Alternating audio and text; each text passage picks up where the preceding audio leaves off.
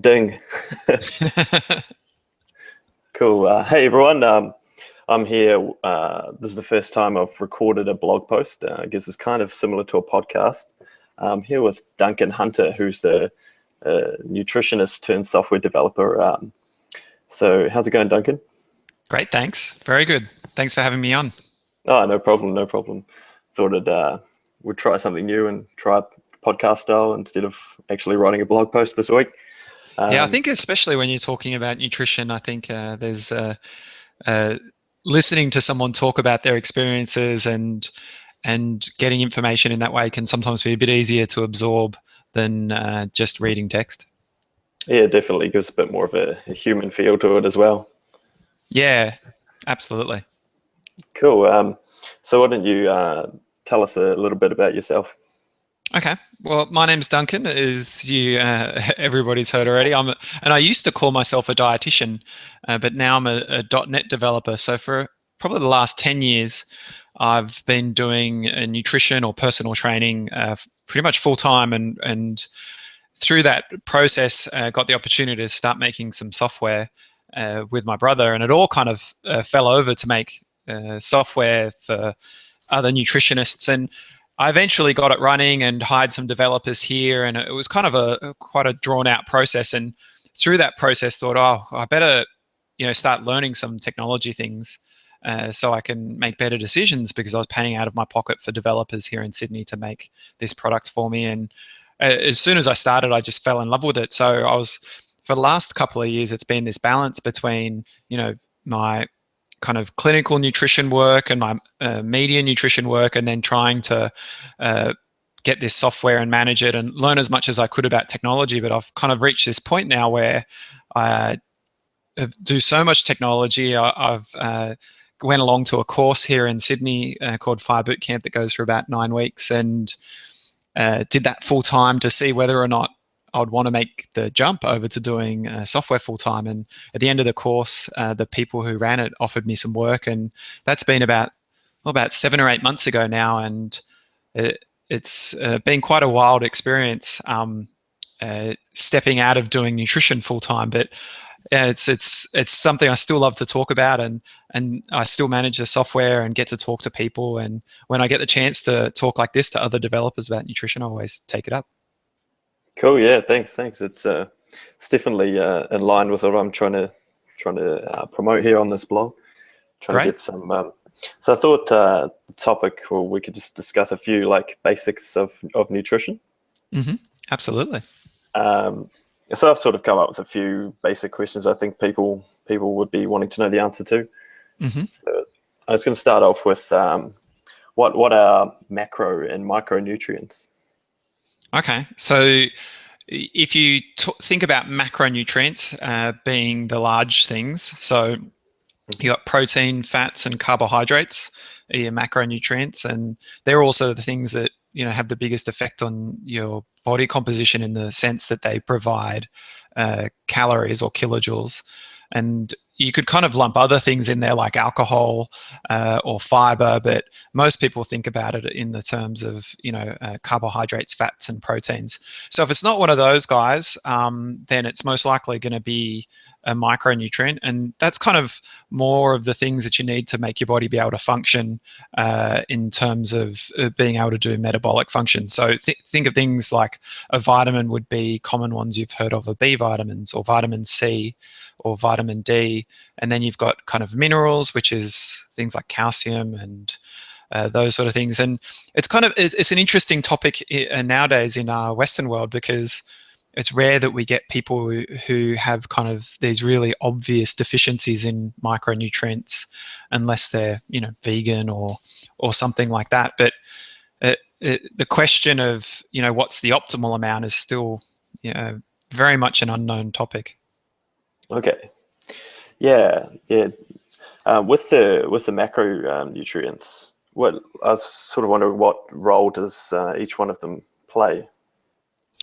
Well, that's a pretty big topic. So let's see if we can kind of start off big picture and drill down into it a little bit. So macronutrients have a couple of different roles, and it really depends on what your goal is to what you want to get out of them. So on a basic level, if you need enough macronutrients to survive and to be able to repair and grow your body and your body cells, so you need enough carbohydrate in your body to be able to function and be able to move and create energy. And it's a tricky topic to say how much is enough carbohydrate that you actually need. And I used to work for a company called Atkins, which probably a lot of people have heard of, and spent a lot of time working with people who eat very low carbohydrate diets. And it's a very interesting space to watch how little people can function on. It really kind of surprises you. So carbohydrates, kind of like your bread, your rice, your pasta, your grains, but we get carbohydrates from a lot more things than that. We also get carbohydrates. A lot of people are quite surprised to see that we get carbohydrates from dairy products like milk and yogurt, and also from fruit. So it's not just and some vegetables like sweet potato and corn and peas. So it's not just as simple as, white bread's a carbohydrate and everything else is something else. And I guess I could ramble on forever thinking about all these. It's such a big question. What are these things? But I guess on a big picture, that's kind of what a carbohydrate is, and the balance of the quality of carbohydrate you get. So whether or not you absorb it fast or slow, or whether or not it provides you certain nutrients like fiber or minerals and phytochemicals and so forth is really important. And also the amount, so the quality and the quantity, because if you get too much carbohydrate, you'll just store it. So, and we don't want to store excess energy as fat, because not many people, there's some cultures that might enjoy that, but most of us are trying to chase the opposite. So carbohydrates are a pretty pivotal thing, because especially if you're thinking in the weight management space, it's kind of, most of the time when I'm working or used to work with people, I still work with people a little bit, but when I was doing it full time a lot, like, it often comes down to how much room you have in terms of how much carbohydrate you can eat. And everyone's a little different depending on how much they exercise, but it tends to be the one thing that you can adjust around. Whereas how much fat you have and how much protein you have, for most people, tends to be, when you're trying to manage your weight, tends to be kind of a clearer picture to have, and less fluctuation. So moving on from carbohydrates. So that's kind of a carbohydrate sense. So it's all about, the quantity and quality on the carbohydrate front. And then moving into fats. Well, fats are a super controversial topic. Yeah. Wind back 10 years to when I'm doing university, and they're like, we should all be eating low-fat diets and staying away from saturated fat. And now there's this big question mark: is saturated fat really as bad as we once thought, or is it more neutral?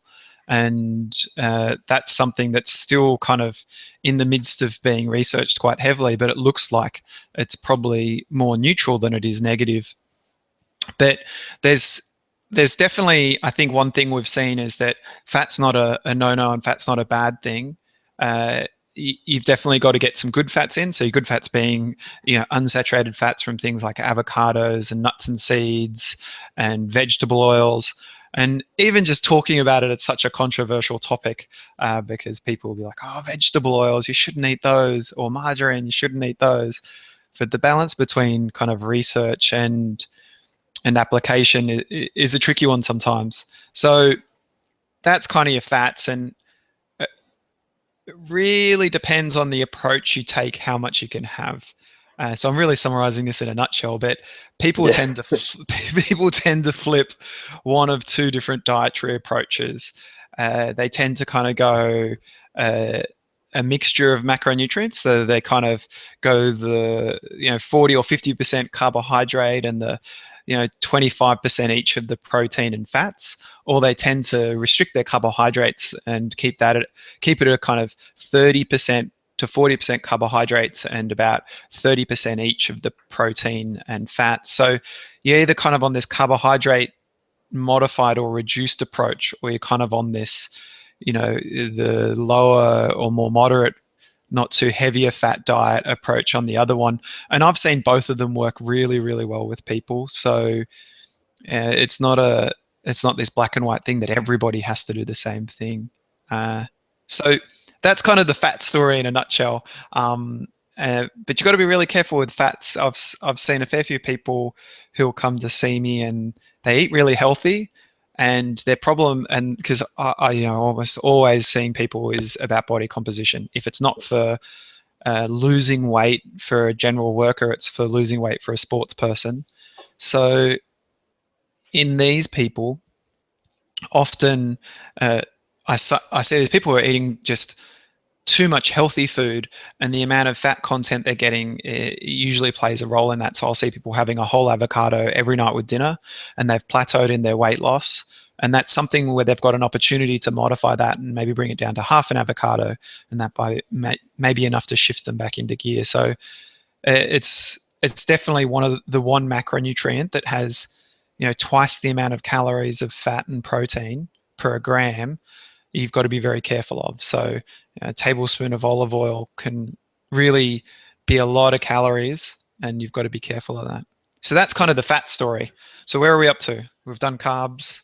Fat, protein left, I think. Protein is the last one. So that's an interesting topic as well. And protein's really important, but it's surprising how little we need to actually survive. So if you were to go look at the government guidelines for how much of these macronutrients we need, you'd be really shocked to go, oh my God, to avoid deficiency, I only need probably 1/5 of what the diet books tell me I need. But how much is the optimal amount is a really big question mark. So most people only need about 0.7 to 0.8 of a gram of protein per kilogram. So for me, being about 70 kilos, I could get by on probably around 60 grams of protein a day. But getting by and optimal is, a really different story. And I find personally having a little bit more protein than that is a much easier way of managing my body composition. And a lot of people also find the same. So there's one benefit of protein is it has a satiating effect. So it makes people feel full and can help them manage the amount of food they have. And there's also a big thing around protein and the quality of protein and the timing of your protein to increase protein synthesis, which is basically muscle repair. So it can be really important if you're into exercising. And the protein actually provides a lot of really key minerals. So minerals like iron and zinc, often which are lacking in vegetarians, come from high quality protein sources like red meat's the classic one, or chicken or fish or tofu or things like that, which happens to be a vegetarian example. But yeah, so that's kind of nutrition 101 in about 8 minutes. Yeah. Okay, cool. But maybe that's going to lead to some questions. Yeah, I've seen. You're saying about the people having probably too much fat in their diet, and they need to cut it down. But I've seen lots of studies and stuff saying about people who are having too little fat in their diet, and it has quite a big effect on like their mood and such things like that. Yeah, definitely. Well, that starts to kind of blur into this area that we don't fully understand in terms of mood and nutrition, but the research that we have leans towards showing that on many different fronts, that if you eat a low-fat diet, which we used to promote in the past, say only 10% of your calories came from fat, then you actually reduce the amount of structure you have for making different hormones in your body, and for actually being able to keep your cholesterol down, funny enough, and actually make your heart contract properly, and all of these different things. So that's a really important one. So, I think we've kind of moved past that phase of telling people that they should be on low-fat diets. It's more about kind of having good fats and balancing out how much you can afford to eat depending on how much exercise you do and what your body composition goals are. Cool. Yeah, that makes sense. So one thing I've always wondered was, I've heard a lot about this, but I was wondering how does our body actually process the food that we throw at it? Like what actually happens, if you can, I guess, sum it down. Oh, okay. Well, I guess the good thing, interesting thing there to say is that our body doesn't waste anything. So if we overconsume one of those main macronutrients like carbohydrate, protein, or fat, it's not just going to pass through. You'll still store it. And even though we're less efficient at, so we consume protein, carbs, and fat, and they go into our body, and they all get broken down and can be used for energy. And some of them are less efficient for storing as fat, and some of them are more efficient. So, storing fat as fat can be quite efficient, but storing carbohydrates and proteins in particular might take a little bit more effort. But at the end of the day, it's not that hard for your body to store them as fat if they want to. So you don't really get an advantage on that front by kind of consuming more protein and you won't be able to convert that to fat because protein's harder to digest. That's not usually the case. Usually what you'll see is that when people overconsume protein, they feel quite full, and then they naturally underconsume everything else, and that's why they're effective in that sense. So that's one of the common myths that I hear people often say is that, it's harder to break down protein, so you can eat more of it. But I've definitely seen boys who are having 3 or 4 whey protein shakes a day because they're, so motivated to get muscle gains in the gym, and that's what's holding them back from losing the layer on top of their stomachs, because it's just too many calories at the end of the day. Because they're probably, I don't know, 100 to 200 calories, depending on how you make your protein shake. So 4 of them a day, that's 800. It does add up. Yeah, it can really add up for people. So, but that's still a big part of nutrition. It's almost a dirty word, though, talking about calories. A lot of people, I think, have heard that message, but at the end of the day, quality of food you eat is super, super important, and that hugely dictates how much you eat. But also how much you eat is kind of the bottom line.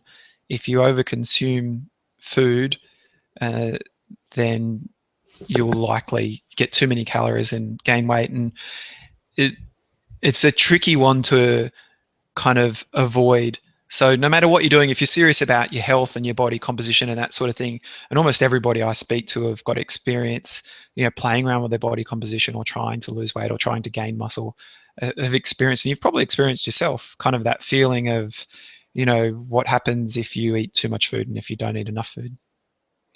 Yeah, definitely.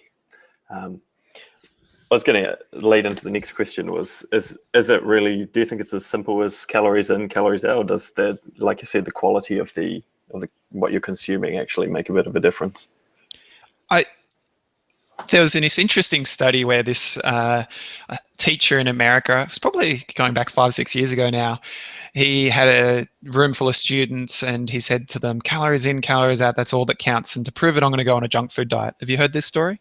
I think so. Is it the Twinkies guy? Yeah, it's the Twinkies guy. So he went on a Twinkies diet and he only ate, I think he had 1 token vegetable a day and a multivitamin. The rest of it was basically Twinkies and soft drink and things like that. And he actually lost weight because he calorie controlled. He said, I'm going to have this much junk every day, but only, I think it was 1,200 calories or something, which is kind of enough for a girl to lose 1 kilo a week. It's kind of the bottom end of what you'd want to do for weight loss for a small person. And he lost all this weight and was really famous. But there's a couple of more things that, there's a few things that affect how much we actually eat in terms of volume. And it's not just the quality, although that's a big one. Our environment has a big impact. And for him, he had this huge social pressure to make sure that he did what he was telling the whole world he was doing. So yes, it's just calories in and calories out. And yes, you can do it with just junk food. And yes, I see a lot of people I've helped who are success, because I usually think of people as in like, who are the successful people I've helped? What are the things that they did in common? And one of the things they had in common they had the ability to underconsume to balance out their overconsumption. So whatever you do, in the end of the day, even though it's not just about calories in and calories out, there's a lot of it's more about how you set up your environment and how healthy you eat that lead to that calorie amount.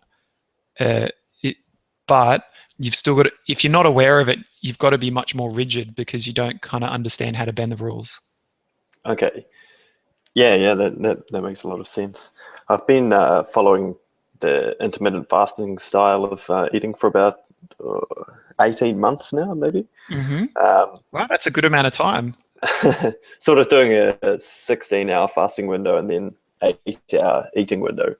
But since I heard John on Get Up and Code saying that he's doing an even bigger fasting window, while I've been here for the last couple of days, I've been trying that out and I've been enjoying that. It's kind of makes it easier to, I guess, stay under daily calories.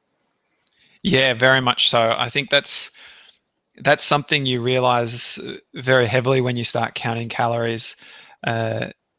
Is that that's when you have very small meals, or if you skip meals, you kind of have a lot in surplus left over, and it makes it much easier to kind of balance that out. So it's not surprising to hear you say that. Yeah, But I've been doing. I haven't really been strictly counting anything. I've been trying to hit sort of a base protein number, and then just sort of freestyling it for the rest because Mhm. I don't. Yeah, I don't know what some people think of it, but I don't think that tracking with a phone or anything is that sustainable. No, and it really depends. One thing I've really learned over the years is that there's no one hat way that fits everybody. And when I Yeah, was talking with John Somers about his diet, maybe in the past I would have been kind of like, oh, you got to be careful of this and you should do that. But nowadays I'm much more just, if it's working for someone, they should just stick with it and just make small refinements as they go along, because everybody's so different, and there's just not this one way that we should all eat and live at all. It's too rigid to be like that. Even a normal person who goes through changes as you go from being in one career to the next career, or go from an injury to being fully active again, or into a marriage, or changing jobs, or travel, or any sort of life-changing events where you've got a new environment and new food influences. That's a time where you're probably going to need a different strategy. So even within just one human, they need to be flexible how they approach their food over their lifetime. yeah, definitely. I like that approach. But Um, so I rarely, unless you're a sports person, I rarely got people to count calories unless they were completely ignorant of what their food was doing to them, and they did it for a week just as a kind of understanding exercise. yeah, this is what I've been suggesting to people as well. If you can just sort of get you a general feeling of what you're actually putting into your body, because if you've never had any experience with it before, then you never know. You could be dramatically overeating or undereating, or Yeah, yeah, you might be doing it extra tough, going, oh, I can't have a second serving of salad because it's too yeah, much food, and you just yeah, didn't realize that you could go hell for leather. Or you might be doing the opposite, where you're going, oh, I didn't realize that I was putting 2 tablespoons of oil in my fry pan to cook up some stir fry, and that was just going to be too much for my budget. yeah, exactly. Um, so leading on from that, do you know how big of a role that genetics play in how we process the food we eat? I think genetics play a fairly big role, but like I said, your environment plays a huge role. Yeah, I wonder how much your influence, your family members and your work and your goals in your life influence you as much as your genetics. So I would say genetics play a huge role. We see a lot of obesity run in families. The number of times I've had brothers come at different stages of their life to see me, and they're both got really big obesity issues, or there's often a string of people in the family who have the same issues. So I think genetics play a big role. But that said, um, I I've never seen someone not lose weight when they put their mind to it and follow the recipe. It's just whether or not it's the right time in their life to move forward. So now there is a very small group of people who legitimately have to eat so little food, so have such little amounts of calories to lose weight that it's really, really difficult. And it's pretty often a female somewhere between 25 or older who's got polycystic ovarian syndrome, who is about 5'3" or less. And every now and again I meet poor young girl who eats very, very little food and struggles really hard to lose weight. And a lot of part of that's genetic, and part of that's their metabolism, and part of it is just the size difference. Like if you're a 5 foot something girl in a modern world where the meals are designed for 7 foot men, it can be a Yeah. bit tricky. So, but short of that, rarely is it a problem metabolically for people to lose weight, in my experience. Cool. Cool. I just heard you mention metabolism there. Mhm. I've always wondered exactly like what that means. So metabolism is like the sum of all the functions in your body. It's like it's a difficult thing to like put a finger on and say exactly what it is in terms of, when people say it's going to speed up your metabolism, Yeah. which is absolutely kind of, it's really funny. Like, your metabolism is how much you need. So my metabolic rate in that sense for me is how many calories per an amount of time, or how much carbon I need and so forth, if you were to get into the technical side of it. But really it's kind of like how many calories do you need a day is your metabolic sort of rate. And that's kind of can change from day to day. You take a Tour de France cyclist, they might need 1,800 calories because they're pretty little blokes on a rest day in between two stages of the Tour de France. But then on the other days, they might need 4,000 calories because they're like this little rabbit with a friggin' massive motor that's just going hell for leather all day. So your metabolism really spikes a lot with how much activity you do, which is Okay. important to remember. So if you're going to have a really slim week of exercise because of injury or travel, then you really need to keep your food slim as well. But if you're going to have a bigger day, then you can afford more. Kind of common sense, huh? But Yeah, definitely. yeah, but this idea that you boost your metabolism is really interesting. I see people go, this is a metabolic jump start. And I'm like, Yeah. you're actually reducing their metabolism because you're going to make them eat a lot less. So, and then they're going to lose weight. So if you lose 10 kilos, it's probably about 10 to 20 calories per kilogram of body weight less metabolism. Okay. So if you take 20 calories off, times that by 10, my metabolic rate will drop 200 calories if I lose 10 kilos. Okay. Yeah, I often hear about people saying they're going to stoke the metabolic fire by having 6 meals a day or something like that. Well, that's a really interesting one, huh? I think this intermittent fasting has just turned it on its head. Yeah, I definitely. used, yeah, I used to hear people say that all the time. Big fitness chain here used to say, and they still say you got to eat every 2 or 3 hours, and there can be a big benefit in that because you never get hungry, and you got to be so organized that usually you organize healthy food if you're organized. Um, but on the flip side, I've met some people who just overeat doing that, and that's why they're not losing weight. Yeah, definitely. So if they're having six pretty big meals a day or something, they're going to be putting on weight.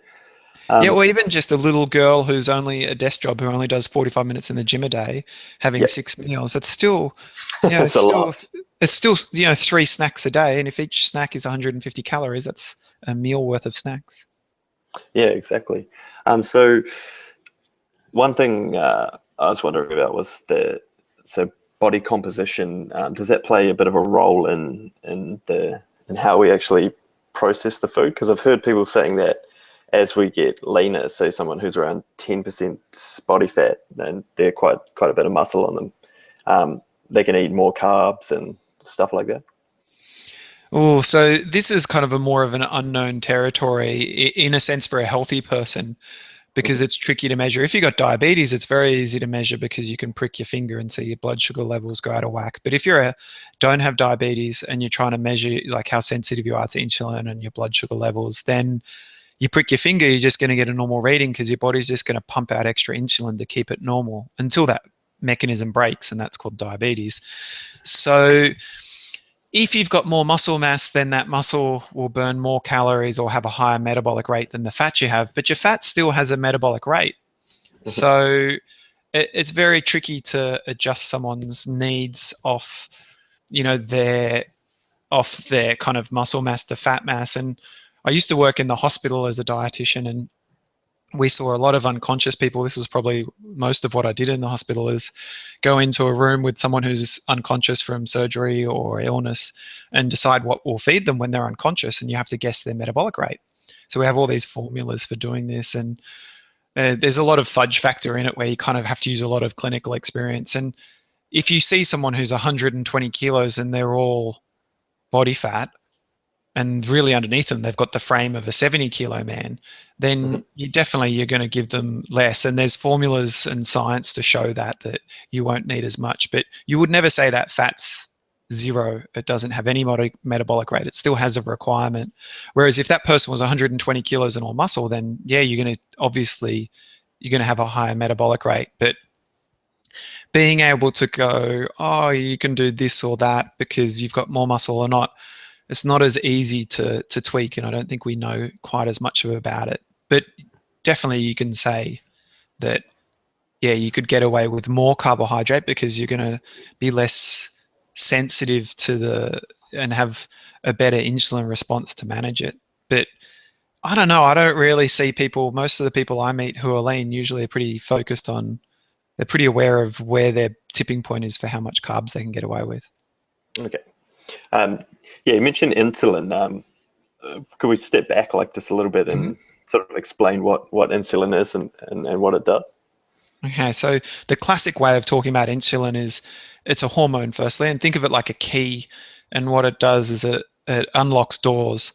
So if you think about your bloodstream being, you eat food, and foods like carbohydrate-based foods, so bread, rice, pasta, fruit juice, dried fruits, milk, yogurt, those sorts of things, or chickpeas or lentils or things that contain carbohydrates or sugars go into your gut, and then they go into your bloodstream. So steak, fat, oil, hard cheeses, avocado, those sorts of foods, the non-starchy vegetables like lettuce, tomato, they don't get converted to blood sugar levels, so they're not kind of part of this story. Okay. So, but if you have the other ones like the starchy foods, the carbohydrates or the sugars or soft drinks or those sorts of things, then they'll go into your bloodstream. And what happens is insulin comes along as a hormone, and when your blood sugar levels are starting to rise, your body will create more insulin, and that insulin will unlock the doors which allow the sugar in your blood to go out of your blood and into your body. Does that make sense? Yep. So think of it like a key, but you can burn that system out. If you pump in too much carbohydrate and you don't exercise, and then your body has to overconsume insulin to try and drag down this high blood sugar level to try and keep it in balance, because your body never wants to have high blood sugar levels. It's quite bad for us. Okay. And that you repeat that over 20 years, then eventually that system breaks down and you get diabetes. Okay. And so does when the insulin sort of unlocks for the sugar in the blood, and if you have too much sugar in the blood, it gets stored. Does it get used as energy, or does it depend on the person? Well, first of all, you can't use the sugar in your blood if you can't get it out. So you need that insulin to drag it out and be putting it into your body, so then you can use it to either burn for fuel or to lay down as fat. Okay, and if the person's not, I guess, exercising enough or needing to use the fuel, then it gets stored as fat. Exactly. And also insulin's a very anabolic hormone in the sense that it promotes the laying down of fat. So if you've got this environment in someone's body where they've got high insulin levels and a surplus of energy, then it's easier for them to lay down body fat. Okay, cool. So it's kind of this big kind of trap.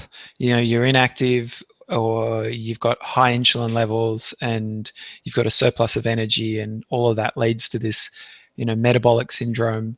And it kind of also leads to these other medical issues around high cholesterol and high blood pressure. And it's a very known phenomenon. You see it quite regularly in people, this metabolic syndrome, and they've got one of a couple of different things, like a overweight mixed with high blood pressure or overweight mixed with diabetes. But it's quite a common thing to see in the unhealthy. Okay, and I guess that leads a bit into the next question, that why some carbs are viewed as bad. I guess that's the main reason. Well, I think if you've got to be carb conscious. Yep. It's definitely something that I've seen over time across everybody, from athletes to people just wanting to lose weight, that the two things, the quality and the quantity, are what dictate a carbohydrate's goodness, I guess, and whether it's good or bad. And I think the idea of like blanket stamping something as good or bad is kind of not always a handy thing in nutrition, but it's also one of the reasons why it's so difficult to, be black and white with our nutrition. Smoking nowadays, it's easy for someone to say, don't smoke, it'll kill you. And everyone goes, yeah, you're right. But something like white rice, I mean, is it okay to have white rice once a week or once a month at the restaurant? Because socially, and if you're healthy all the other time, well, likelihood is it's totally fine to do. So it's not as easy as black and white things with food, which is what makes it so tricky, because we go, it's just a bit of rice, and then do that too regularly, and then it is bad. So it's not as easy as what's good or bad. So, and carbohydrates in particular, the world, health organizations and people around the world have tried to come up with these indexes for saying, this carbohydrate food is on the scale as a 96 out of 100 for quality. But it's very difficult to actually do that. We're not actually 100% sure what would be the best score or the best way of ranking these things. But some of the key things to take into account would be the speed of how fast we absorb it, and that would be the glycemic index. So if we absorb a carbohydrate food that is, really quickly, then those carbohydrate foods would be more negative on our health, because they would cause a bigger insulin response, and we would have a more fluctuating blood sugar levels and might not be as filling. But that's very controversial, whether or not glycemic index has an effect on our appetite. So that's one part of it, is how fast we absorb it. And the other big part of it would be kind of the quality of the nutrition in there, how much fiber is in there, how much micronutrients are in there, those sorts of things. So, this old idea that whole foods are better is pretty much on the mark, but there are a few examples where it's not so true. So things like a potato, which is a whole food, are probably not really a very good carbohydrate. They're very, very, very quickly absorbed. They're very easy to overconsume, and they don't add much nutritional value. So there's some anomalies. You can't just go whole foods. Carbohydrates are a bit more complicated than that. Okay, cool. Yeah, that clears it up. When you're talking about micronutrients, so I guess that's the benefit of what people say, eating the whole foods. If you are, instead of just eating all processed stuff that's lacking in micronutrients. But do you think that multivitamins are any replacement for eating lots of vegetables and fruits, or? No, I don't think we have enough information. Personally, this is me talking. I think we have no science at all to say that multivitamins are good or bad, and we've got a little bit on both sides of the fence on the research. But so we really don't know with multivitamins. There's a lot of stuff saying they make no difference, but we're not 100% sure. There's definitely not a wealth of research to say they're any good. So personally, I don't really think that there's much information there to justify taking a multivitamin, and you might be doing some damage. But on the scale of things, I think multivitamins and all of those supplements based on nutrients or micronutrients, so excluding things like energy drinks or energy gels or protein shakes, because they're a bit different. They work differently because they're macronutrients. And they can have a big impact on your weight and your energy levels in a good and bad way, and your recovery and so forth. But in terms of micronutrients, I don't see many people who are deficient unless they've got some sort of restrictive diet. So if someone's vegetarian or vegan, or is an extreme athlete who is menstruating, then I sometimes see a bit of anemia in people. But this day and age, even the really overweight people I see, they get enough food in, even though it's poor quality. I don't think we see much of a micronutrient deficiency in people. And I think it probably, the effect on their appetite and their weight probably comes more from the macronutrient effect than the micronutrient effect. Okay, cool. This is a bit of a change of topic here, but One thing I've noticed with myself, especially, is if I'm eating, say, a certain food that, so eating out at a restaurant, have like a big burger or something that's quite salty and carb heavy. I notice that I can bloat up and hold, like, sort of put on a bit of extra, I guess, this water weight. But do you know why that is? There's a couple of reasons why it could be. Okay. So one is if you have more salt, then you're going to hold on to more fluid. And it's a Okay. common thing that I think a lot of people will say they experience as well, that if they go to a restaurant and they're eating a much higher salt level because of either sauces, which are huge, really high in salt, which aren't going to do anything to you in the short term to have a meal which is high salt, uh, Hmm. but you'll hold on to more water.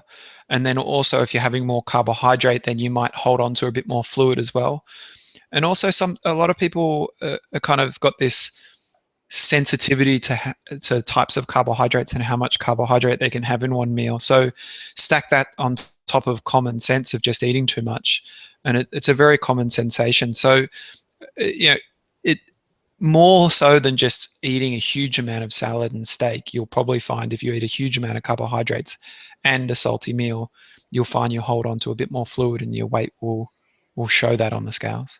Yeah, it can sort That of, doesn't mean it's fat yet, but yeah, can sort of play a few games with your mind if you're trying to cut down in weight and you sort of have a big meal like that, weigh yourself and shot up a couple of kgs. But yeah, you yeah, it's can, scary when you start weighing yourself all the time. I yeah, think I I sometimes meet these. I know personally, I fluctuate all the time in my weight, like at least 2 kilos. So I don't fluctuate 2 kilos up and then 2 kilos up and then 2 kilos up, but I tend to fluctuate a lot. Like, you know, I'll fluctuate from say 69 to 71 in the course of an afternoon or a day or something like that. And some people fluctuate up to 3 or 4 kilos over the course of a couple of days. And some people have this kind of rock steady weight where they only fluctuate half a kilo. I've got this uh, sports person who's a rock climber who's about 68 kilos, and he's like, "Oh, really heavy today. I've gone up 400 grams." And I don't hear that very often. Most people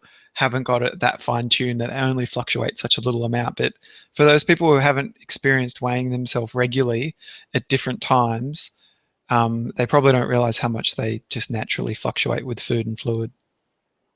yeah, exactly. If you're drinking a couple of liters of water, that's going to obviously chuck you up a couple of kgs or something like that.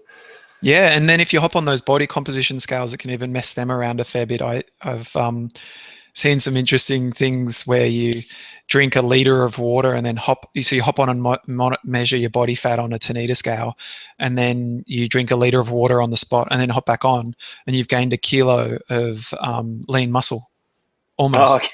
So, Wow. hey presto, you've got more muscle because it thought it didn't know, it didn't think it was fat, so it just put it in the muscle basket. So, you got to be careful with those scales and measuring those sorts of things. It's hard to, it's body composition is one of the hardest things to measure routinely. So, longer term snapshots pretty easy.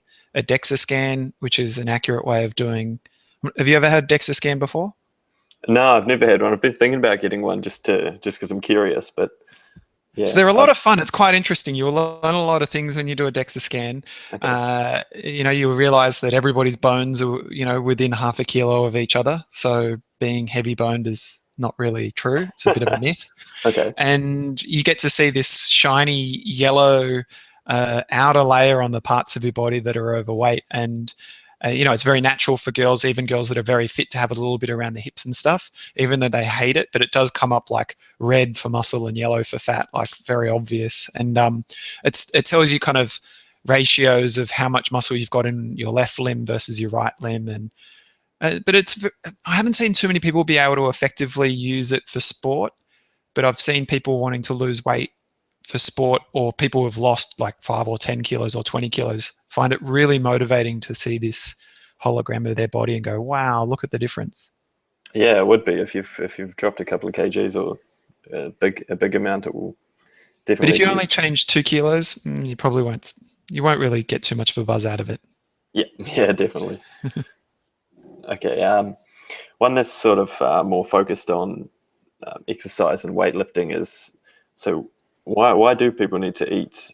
Like I've seen people recommending different numbers for how much protein they should eat for the muscle, the protein synthesis. But Mm-hmm. why do we need to eat more protein if we're lifting weights? There's kind of a twofold story here. Okay. The first part of the story is we just need the building blocks. We need enough protein to be able to make sure that we're in at very least nitrogen balance, if not surplus, so that we have enough amino acids, which are the little bits that build up if you get enough of them into a protein. And so if we have enough in the right balance of those, then we've got all the raw material there to recover from training. So that's the first part of the story.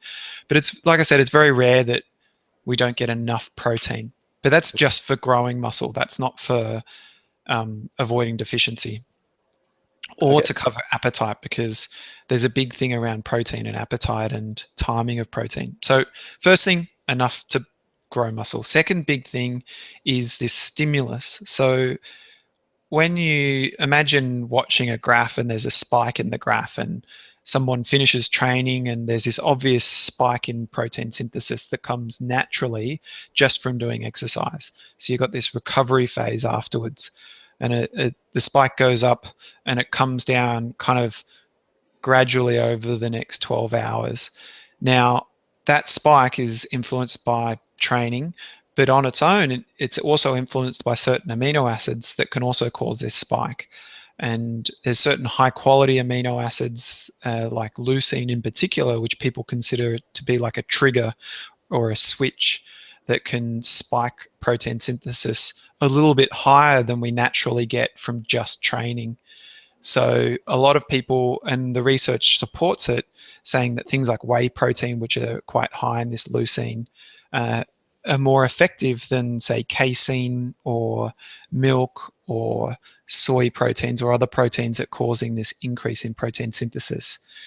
Now, there's a lot of grey area and not so well understood stuff around, should you have this protein, before you start exercising, or should you have this protein during or after, or how long after, and how much, and so forth. But I think that kind of simple bet would be to say, at the very least, you want to be having about 30 grams of high quality protein post training in probably 30 minutes after training. Okay. Cool. Yeah. So that does sort of lead into the next part that I was going to discuss was. So, do you think that macronutrient and meal timing really matters? Like, I guess the post training part makes sense, but like with the intermittent fasting, is skipping breakfast or eating carbs late at night, is that considered bad? Oh, I think it's only bad in the long run. So there's a couple of things you said there. I think if you are really serious about your training and you're doing a high intensity sport, you've got to consider how much of a glycogen tank you have. So if you're really, so let's take you, for example, and you didn't eat until, let's say you don't eat anything until 2 o'clock in the afternoon or up until dinner, but you train every morning at 6 o'clock. Mm-hmm. Yes, or you train every morning at 9 o'clock. You're still going to have glycogen from your evening meal, and you're still going to have some, but it might be a little bit reduced, but you could probably smash out a really high quality session for about 45, 50 minutes of mixed sort of weights or cardio, that sort of thing. But if you tried to smash out that session for an hour and a half, then you might not necessarily do as well, because you started off with a slightly smaller glycogen tank. And Okay. you'll run out of fuel, and then your training in the back half of your session might not be as good. And so it really depends on, does it compromise your training level? So if it also depends, if your goal is just weight loss, then, and you've got a strong mind and you're happy to skip meals.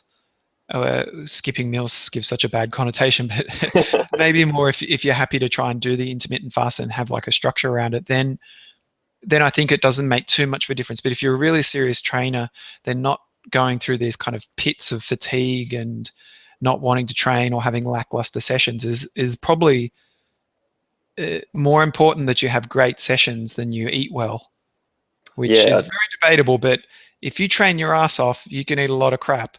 You don't train your ass off, doesn't matter how well you eat, you won't change your body shape in terms of peak health, in terms of peak stomach fat or peak muscle mass. Okay, yeah, definitely. Since I've been here in Wellington, I've noticed that I've tried the longer fasting, and I've been training right at the end of the fast, and Mm-hmm. definitely, it's felt a lot harder towards the end of the workout. Sort of running out of steam within 30 minutes. Yeah, and there's this big kind of philosophy of training low, and it's kind of phasing out now. And a lot of Olympians were doing this idea of training low, which is kind of what the scenario where you will be if you don't eat through the day and then you train. So your glycogen's low and your insulin's going to be low. So you're going to use more fatty acids for your fuel source when you're training. But that means you can't go as high a heart rate. You can't push as fast, which Okay. might not be a problem if you're doing weights, but it could Yeah. be a problem if you're doing some sort of interval training or just constant cardio. So this idea that if you train low, you might burn more fat, and it could be a really great idea for professionals who are trying to get this optimal body composition as Olympians to do these 3-hour bike rides on Sunday with no food at all, but they're going really slow so they don't compromise the training output. But there's very little evidence to show that it's worthwhile.